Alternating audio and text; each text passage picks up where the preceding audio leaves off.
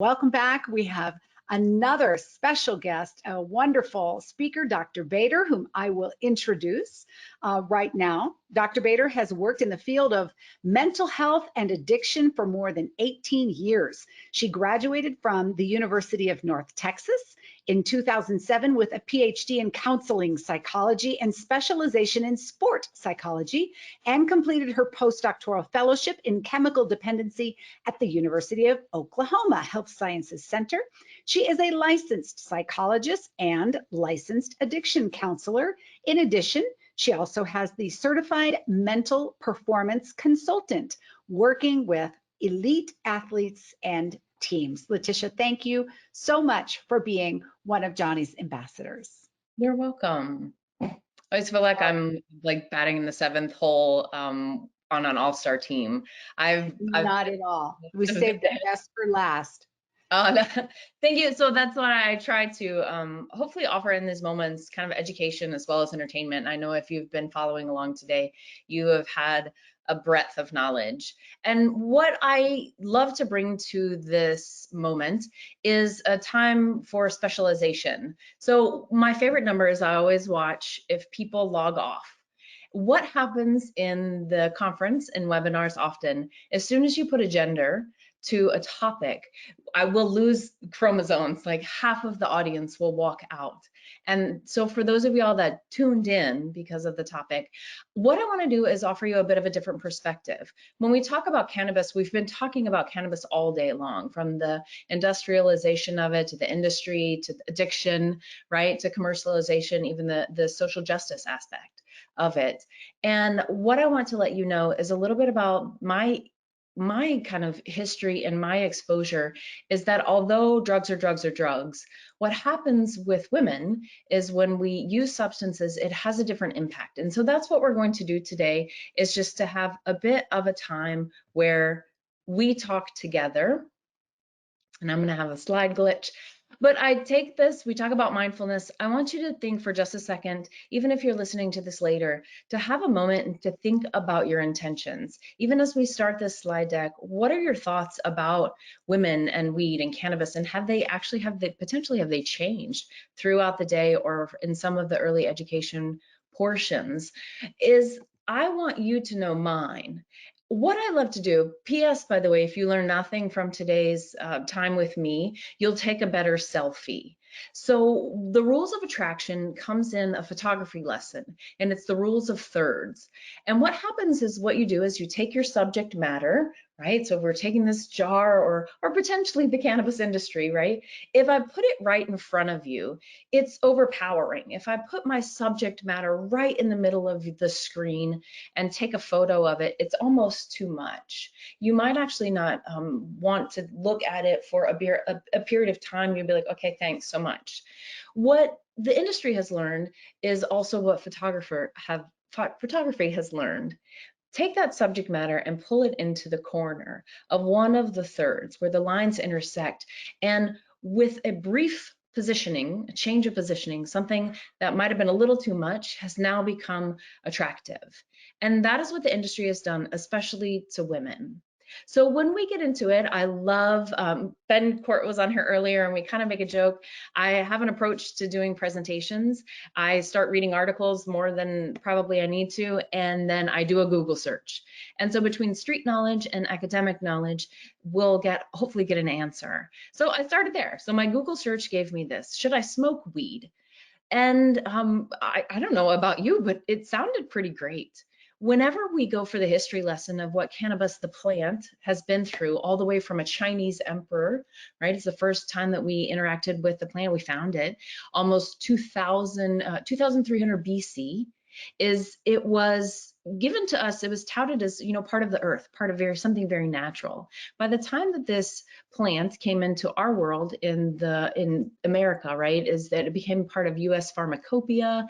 It was given a lot of promises. My friend who is a physician and a medical director tells me this: anything that is given to us as a medicine that does more than 3 things, you should probably be pretty skeptical. So if you and I went to the medicine cabinet and said, hey, I have some Advil here, it's going to heighten your awareness, get rid of your headache, and increase your libido, you'd probably call me on my crap.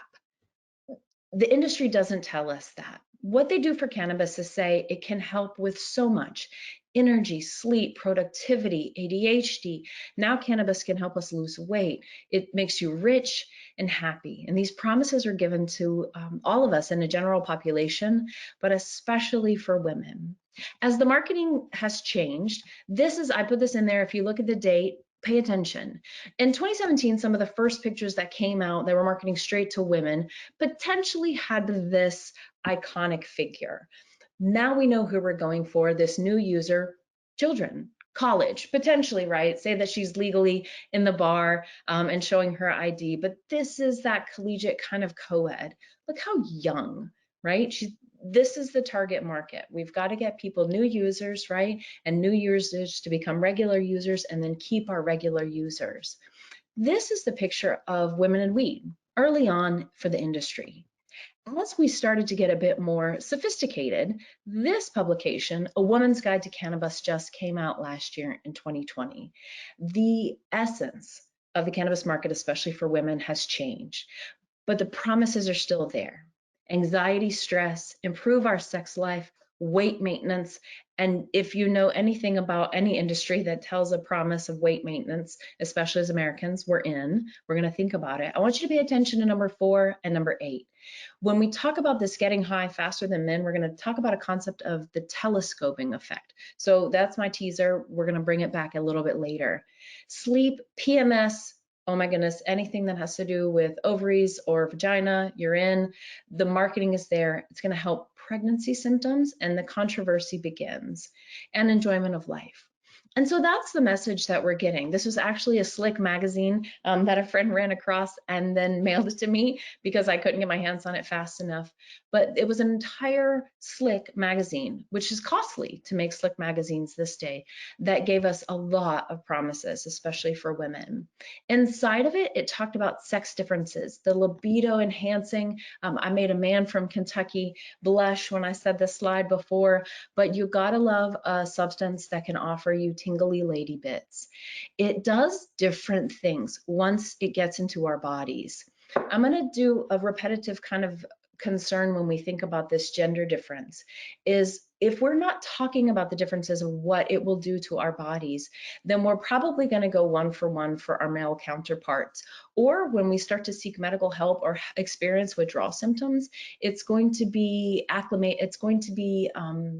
measured in a similar way across gender, and we need to ask about the difference in age, right? Body composition, maturity. We talk a lot about adolescent, right, use to adult use, but please don't forget that there is a gender divide within this substance. I know we were talking indica and sativa a little bit in hybrids, but don't worry, depending on your terpene or your strain, it can have many, many promises for sex. And some of the studies are coming out. We talked about that, is that peer-reviewed studies. I'll listen to science. It does affect our body, and we know that. Alcohol affects our sex life as well, right? Nicotine, coffee affects our sex life as well. So just thinking about how they're starting to market, especially how this substance is becoming part of our daily routine in the kitchen, how cannabis has influenced everything from our morning coffee, right, now to our nighttime activities. It is moving the needle. It is becoming commonplace in our world. It is promised to us that it will help PMS and menstrual cramps. There is, again, not much science that we're getting for that reason. However, there are many products that promise that it will help with cramping, hot flashes, chills, irritability. They can all be alleviated by smoking. And again, remember that medical knowledge is that if one product does more than about 2 or 3 things, be a little skeptical. It was also talked about for pregnancy. And so what I wanted to do is to get you to have your attention to some of the statistics. I know we were talking about this. I'll talk about it again later, but one of the first things I want to talk about is this substance freely passes the placenta. It gets into our own blood system from tit to tail, from tip to tail, that means from head to toe, that it gets into our body, and a lot of the CB1 receptors hold onto and lock with cannabis, but this one freely passes the placenta. So it's an open caveat from my use to a child. And the rates of use by pregnant women are going up. 3% of pregnant women now report daily or near daily use. That has increased significantly in the last 2 years. Pregnant women 15 to 44, you'll see that 7.1 report using in the last month. But I'm not so great with math, so I do the math for you. From 2 years ago to now, that was 108% increase of women that were not turning to this substance during pregnancy, even though it was legal, medicinal, right? Or it was even industrialized. But the messaging that has happened has made the perception of risk, especially for pregnancy, very, very low. Well, I know we've talked about a lot of teens today. That teen rate for pregnancy can go very low, and they are using cannabis while pregnant. This to me is a marketing campaign that the industry is using a lot for. It's the Wonder Woman mentality that we have. Women deal with so much in our personal lives. So these are your daughters, these are your mothers, this is your partner. And all of these concerns that we would have claim to be addressed and treated often by cannabis for anxiety, stress, depression, and insomnia. While the reports actually tell us, while the statistics actually tell us that cannabis is not treating these things, it's worsening mental health symptoms. It is making sleep disruptions. It is causing paranoia, heart rate increases. That's one of those funny things where to me, the science and the actual use don't match up. So if you have anxiety, or even if you have trauma, you think about that as our body stays agitated and activated. And if I consume cannabis, smoking, vaping, right? Or we've talked a lot about concentrates today, but if I combust a material in my body, I will actually increase my heart rate 20 to 50 beats for about 2 to 3 hours. I'm not sure about you, but when I'm experiencing any kind of period of anxiety or agitation or activation due to trauma, that is not the way that I want my somatic experience, my body experience to go, is to become my heart rate to go up and become more agitated. It's just a paradoxical kind of promotion that the drug is giving us. So this was in the Women in Weed, and I said that. So my very first experience, right, with weed showed me it was possible to turn off that nagging negative voice, and it was a wonderful discovery. So this is where you and I want to talk about why we're using. Drugs work, and I don't want to surprise you today. I don't think that you've been surprised today. But when we start to have mental health concerns, and when we start to have messages of shame, self-deprecation, self-image, any body image concerns, a part of our brain, that self-talk part, is active, it's alive. If we're not using adaptive coping, drugs work. They stop that part of our brain from talking to ourselves. And that's often why people return to use. That's why they start in the first place, especially for women. We're going to talk about that. A lot of the products that are given to women as well move from the THC into the CBD category, and we'll get it for our skin. We talked a lot about dermatology. If you're willing to part with $100, you can get skin dope. And I think we've seen that, buyer beware, right? But you can spend many dollars, many dollar bucks, as my daughter calls them, for a product that potentially might not have very much CBD in it. The anti-inflammatory is the calming effect, is what they're trying to do with our skin. But they'll charge you for it, again, because it's not federally regulated. You actually might not be getting a product. We confiscated a CBD product at our treatment center. She spent $150 on a topical, and it was promised to her of 1,000 milligrams of CBD. The way that she would have had to use it in order to benefit from it, she would have gone through that container in about 2 weeks, and it was $150. And when we looked at the ingredients, it was the combination of Bengay. That's where we're at with CBD and the topicals. So remember 2017? This was a more recent conversation. You see, if y'all know, she's classed up a little bit. But I'll tell you this, I know one thing. When I was growing up, I thought my aunt was way cooler than my mom for this reason. My aunt smoked and my mom didn't. And when I was flipping through magazines, so that was our modality of social media at the time, I saw this woman and knew she'd come a long way. I knew she had made something of herself. And I could see that from the outside. From the mere tobacco, right? The cigarette, the marketing that was given to me is that she'd come further than my mom because she used this product. That's how we're moving the needle, especially for women. So potentially that early co-ed that worked in 2017, this today in 2021 is the woman of marijuana. Weed and Women are about diversity, it's about inclusion, it is about profitability, or at least that's how we're being sold, right? It's cultivation, organic. It is Martha Stewart.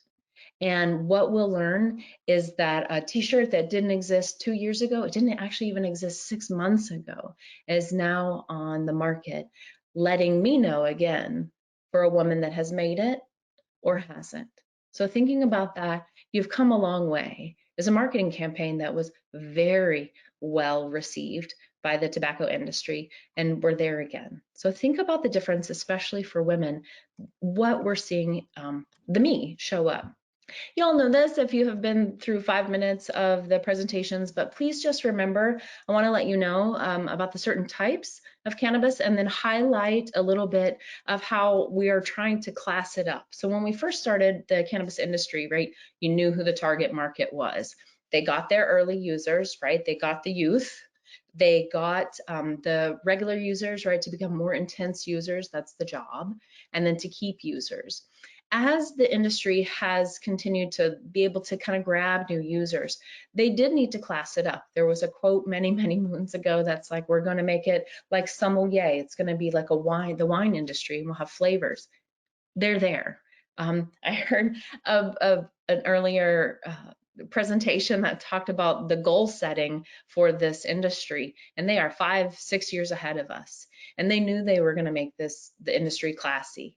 That's where tinctures and terpenes come in, especially terpenes are flavor notes for it. So remember, we have plants and then concentrates, edibles, oils, start to pay attention, topicals, women love of all kinds, tinctures. If you are trying to work a program and in recovery and alcohol is the drug of choice, please know that tinctures are alcohol based.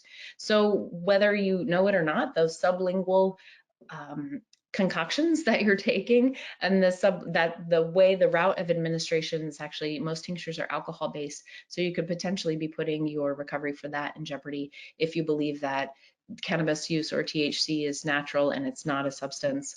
We've heard a lot of things. I heard a lot of things in treatment. But again, those terpenes are the flavor notes, and those are going to come back to talk about just in a little bit. If you don't want to do the research that we do, don't worry. I know many of the people that have talked today read magazines you've never wanted to read or read articles that you would have never want to read. So this is what I get to do for you. I'm going to bring to you a little bit of the top products that are marketed to women. We have, remember, if we have any cramps, alleviation, nausea, everything, we have our soaks, we have our bath salts, we have, not those kind of bath salts, but we have anything that would make the stress relief of a long day possible. Lubricants, I think Ben talked about it, he gave a nod to it. The weed tampon. Women have extra holes and more places to put drugs, and we put them there. We're creative in our drug use for that. If that's not your foray, then we have Pop-Tarts and coffee, suppositories, and think about the intimate nature of using a substance in your lady parts, right? If you think about how intimate that would be to interact with a substance in that way, it becomes part of your world. We talk about medicinal, and this is kind of just one of my, like, I'll throw in quotable quotes. Y'all can read that for parents and friends and providers. But I think about it in this way, is you couldn't convince me today that that Jack Daniels was medicinal, right? If we talk about what it is what it is. It's a mind mood altering substance, and that I've never really stepped up, right, to a drink as medicine. Does it work to stop my brain? Absolutely. Does it make me care less about the t-shirt or the outfit that I'm going out in? Absolutely. And that's what I think about for cannabis, is that part when we put medical in front of it, we start to try to change our perception of it.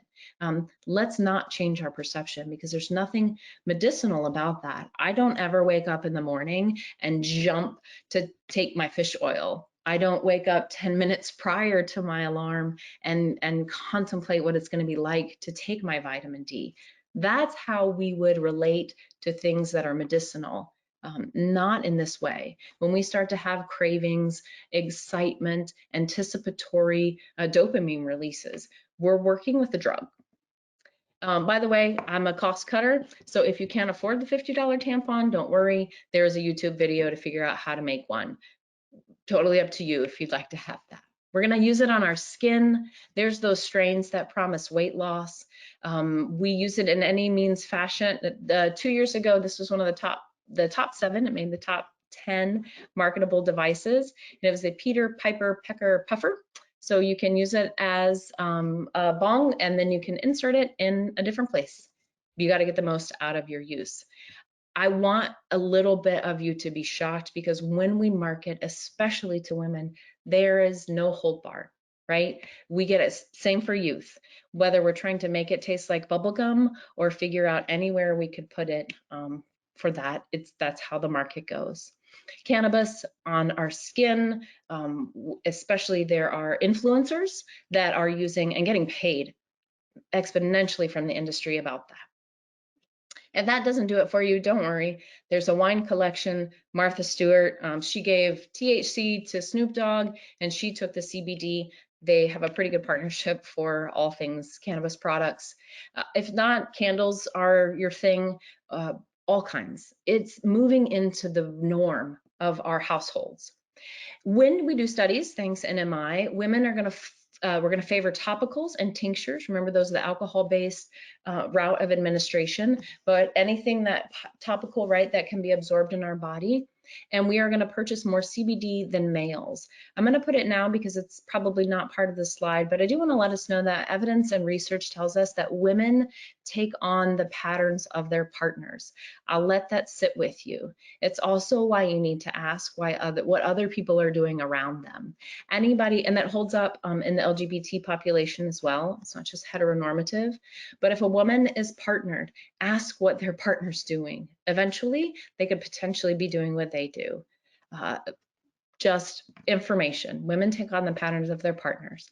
That's the tinctures, again, alcohol-based. Please be careful.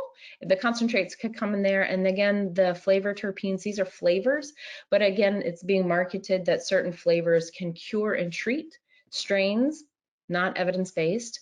That CBD picture, remember, we do know what THC, we know where THC locks in the brain and the body, but we right now still do not know where CBD locks in. And the FDA is letting us know that.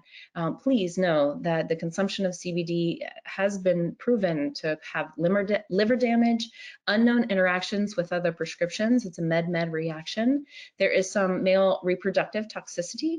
I tell anybody that is also having trouble getting pregnant, I tell the woman and the partner, please both lay off.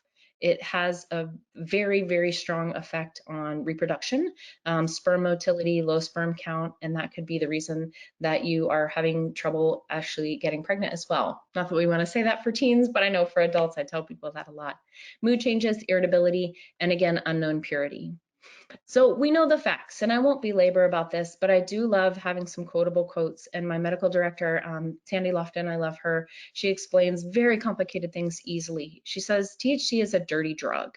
It binds to receptors and then fills up a lot of our synaptic information. So when we're trying to use medications, it is thwarting the medication's ability to get to where it needs to get and help us be healthy and help us have the effects of medication. But as you can see, THC is a full body experience of all of these 7 parts of the brains. It gets in the way of us learning. It gets in the way of us moving. The part that I want to kind of bring to you is the DSM did give us intoxication. We know that now because of potency. Because of the potency is so high, we can now say we have intoxication. We heard that from actually worldwide.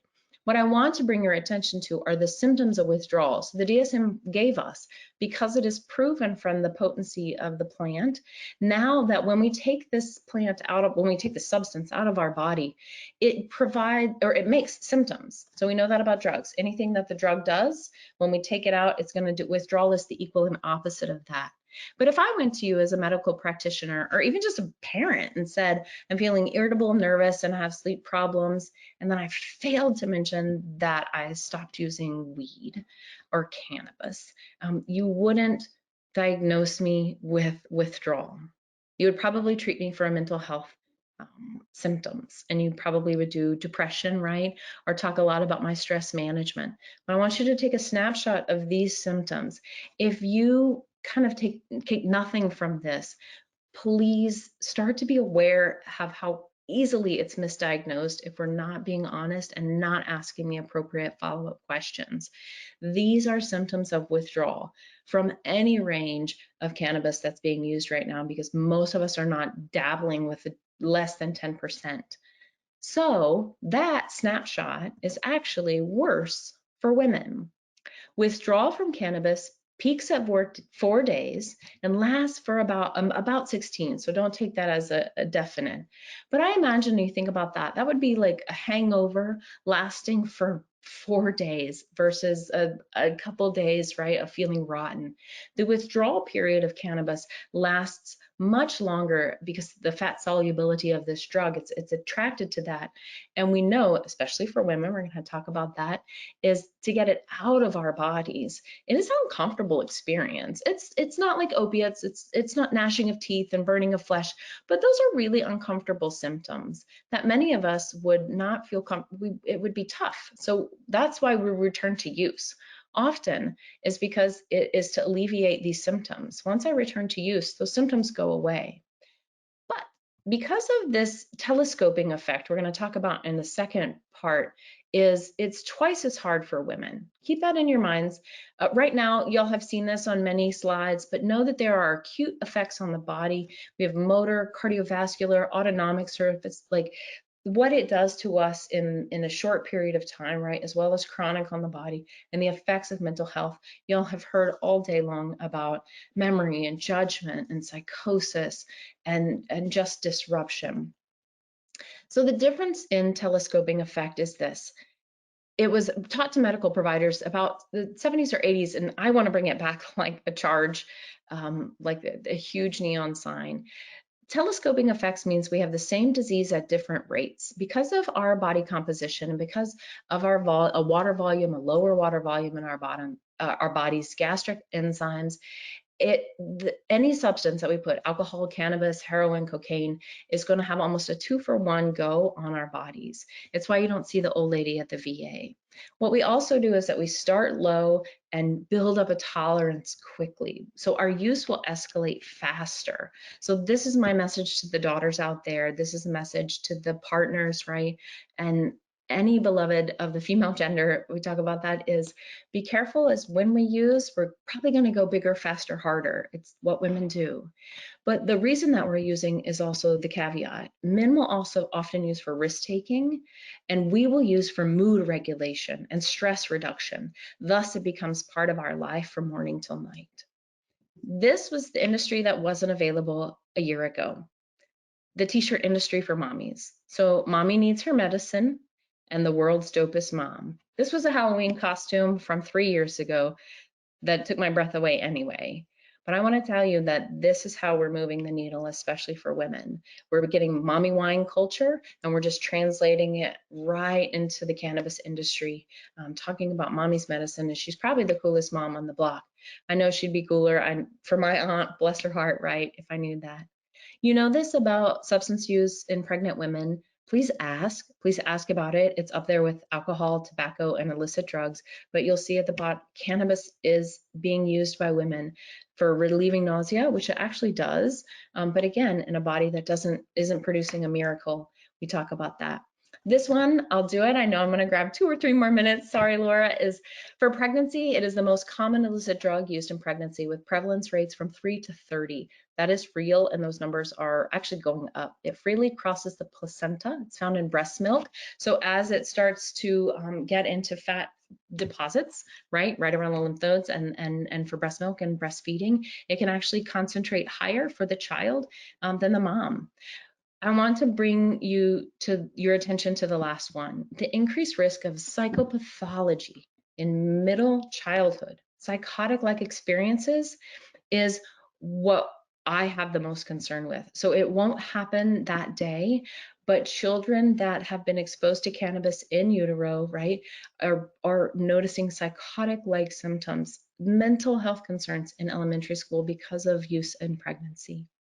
There's pregnancy and feeding. It is not recommended in any amount during pregnancy or breastfeeding unless you're a dispensary. That study just came out. It was highly recommended by dispensaries, but not by the medical field. And there's no valid, that I say that, probably that's my soundbite, but there's no valid study. We have rules for storage. There are ways to responsibly store this cannabis in your house and not to have child protective issues.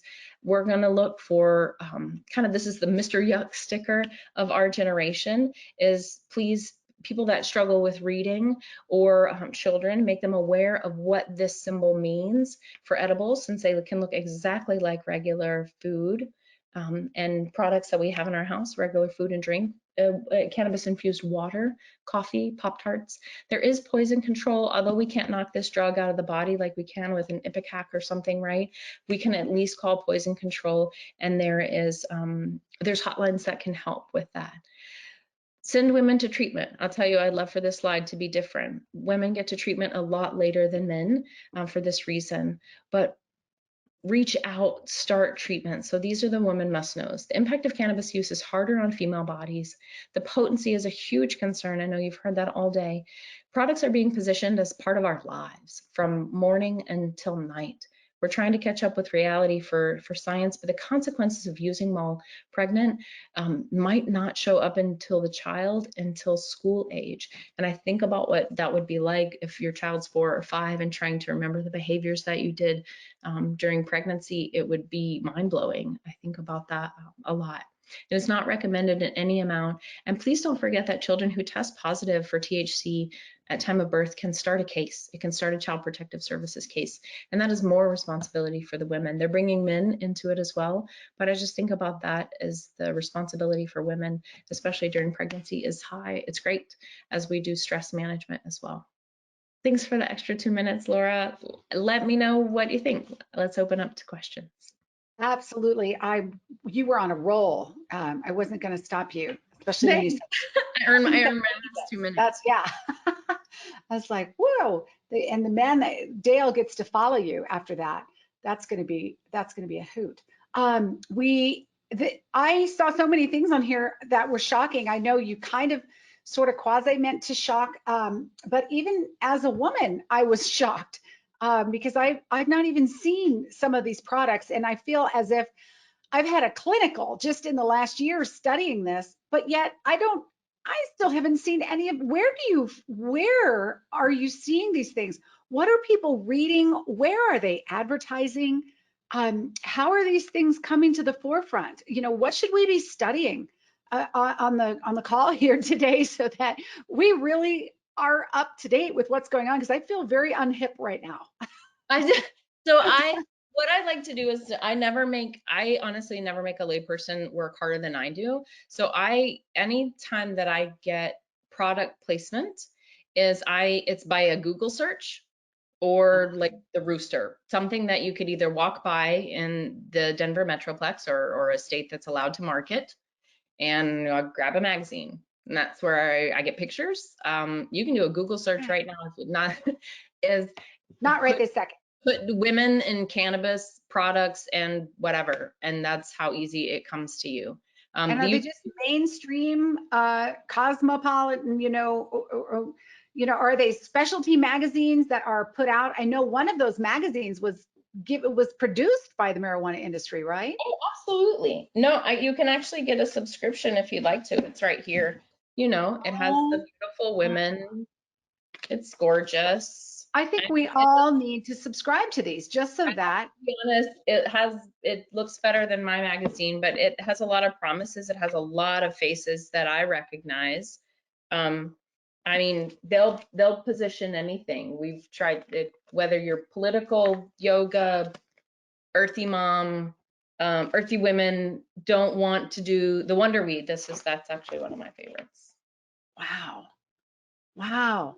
Yeah, I have to be honest, if you're worried, this is one of the things I think about, like it talks about, pesticides or organic. I mean, if you're buying your organic bananas and trying to eat healthy and do everything, is if you didn't know any better, then you wouldn't know that then the concentrates, once you walk down to Lodo and get your organic bananas and you get your food right and you get your coffee from the like, I think about how much effort sometimes we put into making sure that our food is clean, that Yes. the statistic that NIDA came out, or I think it's NIDA that just came out with, was that 80% of the concentrates that they tested were contaminated.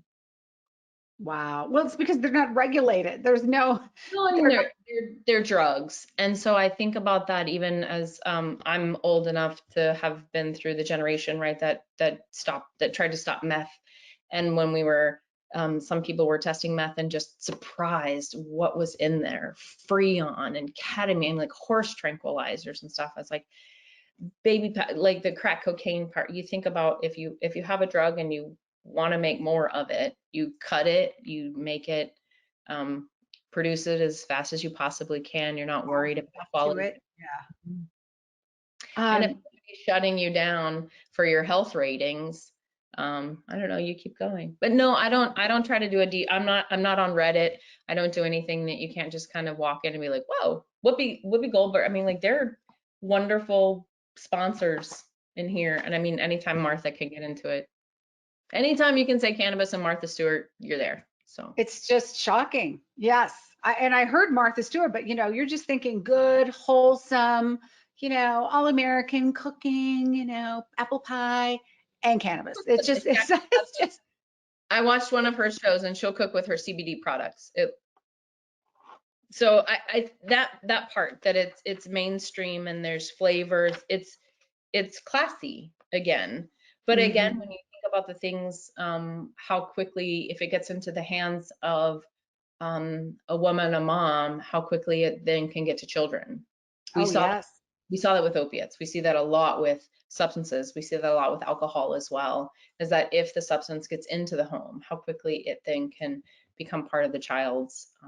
I think you mentioned it at the end, that you just said, please be responsible with your use, right? And if we Yes. Well, see, and if the mom is using it, the statistics show, if a dad uses it, 80% more likely to use it, the mom uses it, they're more likely to use it. And if you're impaired, you, oops, might accidentally drop it on the ground and not notice that your toddler is putting it in their mouth, so.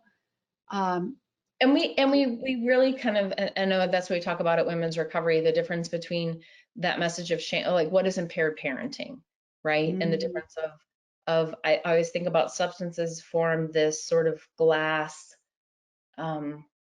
barrier between you. I mean, they shut off parts of your brain. That's what drugs do. Drugs and alcohol do, right? They start to dull my senses.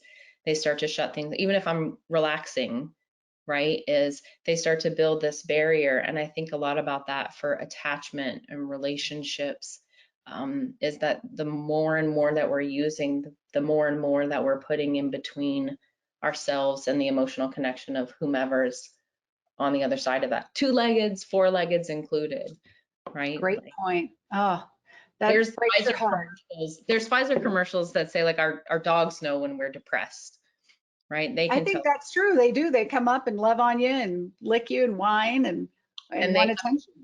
they have the impact if we won't get up and walk our dogs because of our concerns. I think about that, especially for women. We're putting a lot of barriers in between ourselves and connection, probably the thing that we're the most desperate for. So. Oh, okay. We have some questions for you and 6 minutes left, so plenty of time.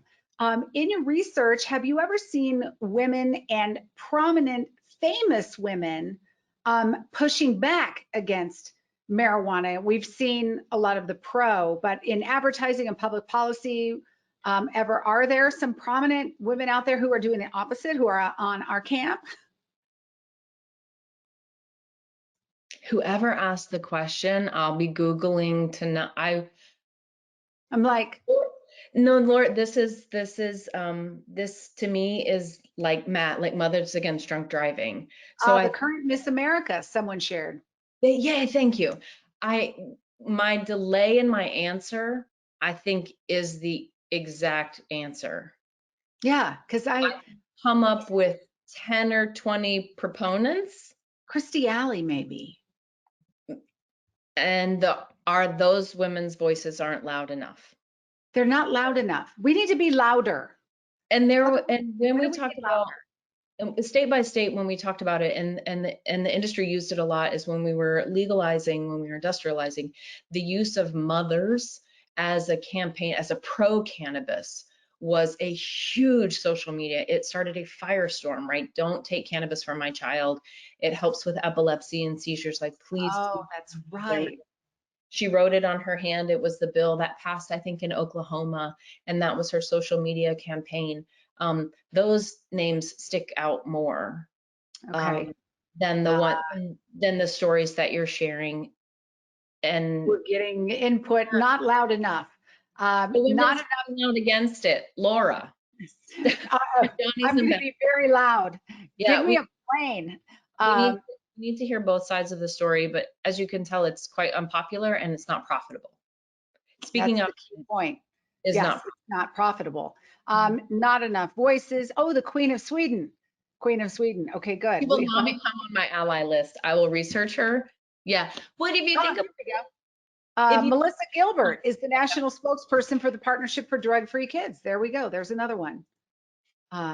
It's someone encouraging you, don't give up. none? Make it easy to talk about, share with others, anyone.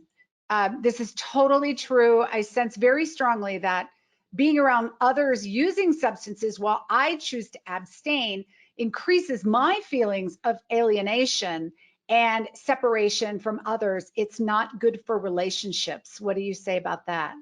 I completely concur. And just teaching that one fact of like, just please look around. And the reason that women then stop, like the refusal skills, why it's so hard, it really is because of that desire for connection or shared activity. And so you kind of look around, you figure out how to fit in. When in Rome, for some of those things. And I know, especially, I think about that for teen use. I won't do vaping, but I just think about that for high school and teen use and vaping, and that part of like, I heard a story a while back is that a dad found a vape pen in his daughter's backpack. And when he was like, I'll listen. And she's like, well, we bought him to try to look cool and fit in, but it was a lot of hassle. But they had literally gone and spent money to try to just have a device in their hand. Just so that they look cool. I mean, if we do everything to find the pants that help us fit in, right, and the hairstyles to help us fit in, and the cool sweaters, why not? It's not a wonder. Not at all. What about the ABCD study? What are we seeing with that first batch of kids and the moms who used marijuana during their pregnancy? Do we have results on that? Yes, that's what that last slide that talks about psychosis, and Oh, so okay. that is straight from that. Please Google that. That's how we know. So we follow those women and children into middle school by now. And so those are the first results that we're getting, that part, that psychotic like sleep disruptions.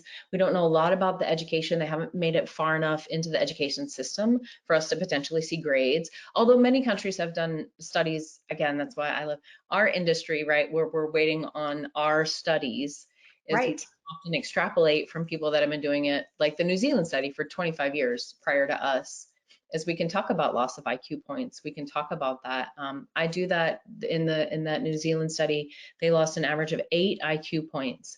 And if we talk about that, a similar country that lost an average of 3 IQ points considered it a crisis, and they redid their curriculum, like in school. And so 8 IQ points is a lot. It's like that's the difference between kind of junior college and D1. An A to a C is what I read. It's a huge jump. Yeah, a huge jump. So when we follow those kids in another 10 years, they will have gone through high school and be in college, and we'll start to really be able to see. And Laura, when we talk about, I know this is more living like a physician, an addiction psychiatrist, but especially with when puberty and the natural development of the brain, when we get that right, is when we hit that first part for puberty, secondary myelination, like we get into that, we're going to see what that pruning effect has done and what it's done to synaptic, like just the dopamine receptors, the pleasure pathways and stuff like that. But what we've seen now first are that those psychotic-like symptoms, so like trouble with mood management, sleep disruption, agitation, and just like your son would say that, like we're learning that this drug affects the brain. Yes, and So causes all sorts of wrong wiring and yes. delusion has been said. The switch is broken in there somewhere. And that's the same when you start to learn about what the brain does for pruning. It takes away things that are meant to be there, right? It helps us. And when Hyper we, pruning. it does, no, that's actually it. And so Yeah. it's something that might have happened naturally when we exacerbate it, we're finding out not very healthy. And we're finding out the impacts. So yes, ABCD study. I always think about it's the alphabet study. ABCD, it's coming out. We'll be following it for a while, but we have some of the first. Yeah. And Dr. Bader, where can people find more information about your women's program? Oh, Women's Recovery. Thank you. Womensrecovery.com. We're a gender specific IOP. For that reason, we do mental health, addiction, and trauma. And it is a mission. We love it. That's why we're there. Knowing that when we do treat substances, gender specific treatment is very, very effective because we get to talk about the things that matter to us. Parenting, nutrition, trauma included, child safety. So. Well, I have so enjoyed getting to know you and hope in the future we get to get on an airplane together and go to a conference and make some noise. Yes. So thank you so much for the gift of your time and your wisdom with us and for being one of Johnny's ambassadors. Thank you so much.